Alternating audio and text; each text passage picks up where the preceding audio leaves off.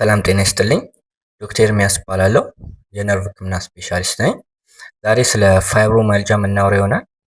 ፋይብሮማልጃ ይሄ ባለፈው ህመምን በሁለት የከፈልነው አለ። ይሄ ፕራይሜሪ፣ ሰከንደሪ የምንለው አለ።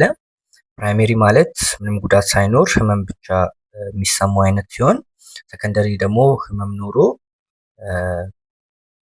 ህመሙ ያመጣው ሌላ ጉዳት ሲኖር ማለት ነው።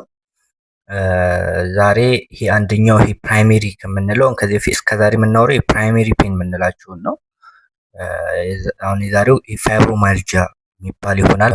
ፋይብሮማልጃ ምንድን ነው ለሚለው የመጀመሪያው አይነት ህመም ሆኖ በዋነኝነት ሙሉ ሰውነቴን አመመኝ ነው የሚሉት። ክሮኒክ ዋይድ ስፕሬድ ፔን እንላለን እኛ በእንግሊዝኛ። እና ስርጭቱን ስናይ ያው የኛ ሀገር አይደለም ጥናቱ፣ ግን ውጭ ሀገር ለምሳሌ ከ2 እስከ 5% ይደርሳል። ሴቶች ላይ ይበዛል።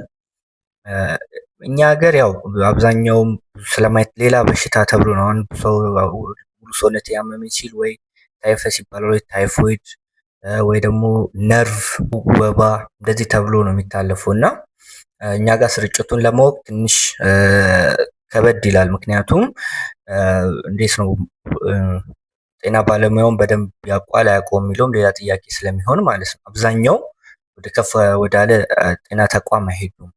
ምክንያቱም የተለየ ጉዳት አያመጣም፣ ያማል እንጂ የተለየ ጉዳት ስለማያመጣ እዛው የሆነ ታይፈስ፣ ታይፎይድ ወይ ወባ፣ ነርቭ እንደዚህ የተባሉ የሆነ መድኃኒት ተሰጥቶ ስለሚሸኝ ስርጭቱ በግልጽ ለማወቅ ይከብዳል። ምክንያቱ በግልጽ ምንድነው ያመጣው የሚለው ልክ እንደ አብዛኞቹ ይሄ ፕራይሜሪ ፔን የመጀመሪያ አይነት እንደምንላቸው ምክንያቱ ግልጽ የሆነ ምክንያቱ አይታወቅም። ግን ያው ባለፈው አንድ ቪዲዮ ሰርቼ ነበር የክሮኒክ ፕራይሜሪ ፔን ምክንያቱ ምንድነው የሚል አንድ ቪዲዮ አለ፣ ለብቻው ማየት ትችላላችሁ። አሁን ከዛ ውስጥ ይሄ ሴንትራል ሴንሲታይዜሽን የምንለው ነገር አለ። ይሄ ሴንትራል ሴንሲታይዜሽን ማለት አእምሯችን ለአእምሯችን የሚደርሱ መልእክቶች አእምሮ ጋር ሲደርስ ይጎላሉ። ምንም ህመም የሌላቸውም ቀለል ያሉ ስሜቶችን ቢኖሩ አእምሮ ጋር ሲደርስ ይጎላል እና ይሄ ሴንትራል ሴንሲታይዜሽን እንላለን። እዚህ አንደኛው ምክንያት የሚባለው ይሄ ነው። ሌሎችም ትንሽ ወሰብሰብ ያሉ ምክንያቶች አሉ። ወደ ውስጥ አልገባም፣ ግን አትሊስት የተወሰነውን ፓርት ነካክቻለሁ ከዚህ በፊት አንድ ቪዲዮ ለብቻለ፣ እሱን ማየት ይቻላል። ምልክቱን ደግሞ ስናይ በዋነኝነት ሙሉ ሰውነቴን አመመኝ ነው የሚሉት፣ ዋይድ ስፕሬድ ቦዲ ፔን የምንለው። ከዛ በተጨማሪ ደግሞ ድካም ይኖራል፣ እንቅልፍ መዛባት ችግር ይኖራል። በተለይ ጠዋት ሲተኙ በቂ እንቅልፍ ተኝተው ራሱ ልክ እንዳልተኙ አይነት ስሜት ነው የሚሰማቸው። ከዛ በተጨማሪ ደግሞ ይሄ ስሜት መዛባት፣ መደበር፣ መጨነቅ፣ ዝም ብሎ ስትረስ፣ እንደዚህ ነገሮች አብሯቸው ሊኖሩ ይችላሉ። የመርሳት በቀላሉ የመርሳት ነገር አብሮ ሊኖር ይችላል። አንዳንዶቹም ራሴን አመመኝ ሊሉ ይችላሉ። ይሄ እኛ ፓራስቲዣ የምንለው ለምሳሌ መደንዘዝ፣ መተቅጠቅ አይነት ስሜት፣ ማቃጠል፣ እነዚህ አይነት ስሜቶችም አብሮ አለኝ ሊሉ ይችላሉ።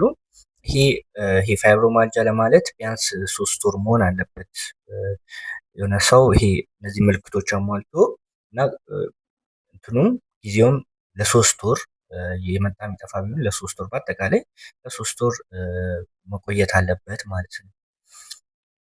እንዴት ማወቅ እንችላለን ለሚለው በዋነኝነት ያው አሁን ያልኳቸውን ምልክቶቹን እንጠይቃቸዋለን።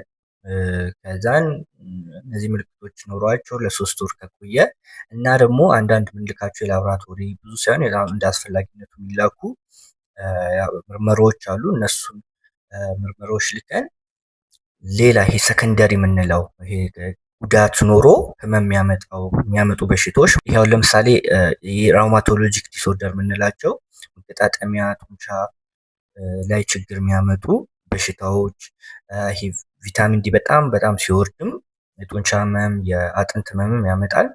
የታይሮይድ በሽታዎች፣ እነዚህ ይሄ ሰከንደሪ የምንላቸው ዋና ጉዳት ኖሮ ህመም ሊያመጡ የሚችሉ በሽታዎች አለመሆናቸውን ቼክ እናደርጋለን። ቅድም ያልኳቸው ምልክቶች እነሱ መኖራቸውን ቼክ አድርገን ለ3 ወር እንደዛ ከቀጠለ ፋይብሮማልጃ ማለት እንችላለን።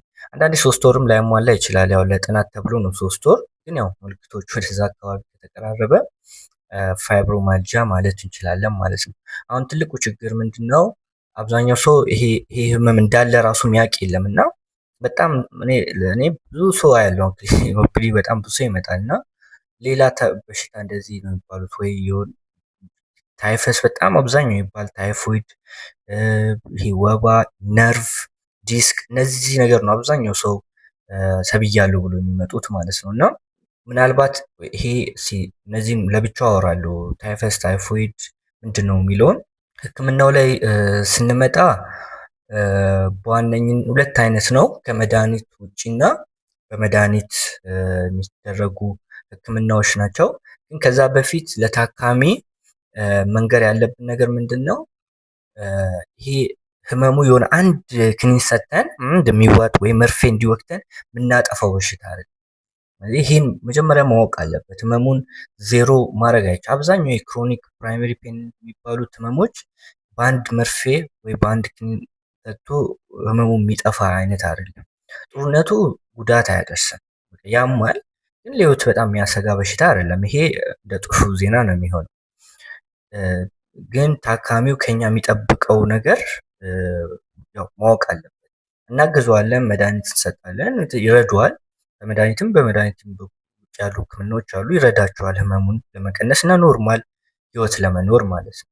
ስለዚህ ይሄን ነገር መጀመሪያ ለታካሚ በደንብ ማስረዳት ያስፈልጋል እና ይሄ ስለ ህመም ማስተማር ሴንትራል ፔን የምንለው አለ ወይ ክሮኒክ ፕራይመሪ ፔን የሚለውን አንድ ቪዲዮ አለኝ ለብቻው እሱን ማስተማር የመጀመሪያው ህክምና ነው። ሁለተኛ እንቅልፍ ላይ በጣም መስራት ያስፈልጋል። በቂ እንቅልፍ እንዲያገኙ አንድ ቪዲዮ አለ ስሊፕ ሃይጂን የሚል እሱን ለብቻው።